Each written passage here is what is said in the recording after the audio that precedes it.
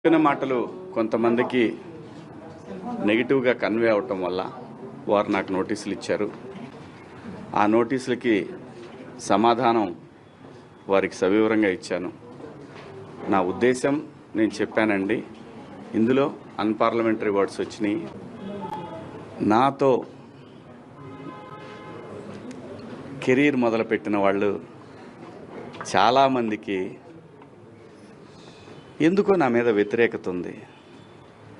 ఎందుకో తెలీదు. చాలామంది నాకు తెలియదు అనుకుంటారు. ఎవరెవరు జూమ్ మీటింగులు పెట్టుకున్నారో, నాతో బాగా ఉండి నాతో మంచిగా మాట్లాడుతూ, నాకు షాకింగ్, ఇంత కుట్ర జరగాలనా నా మీద? నేను అన్న పదానికి, ఆ 2 పదాలకి, నేను ఆవేశంలో మాట్లాడిన దానికి నాకు బాగా కావాల్సిన వాళ్ళు కూడా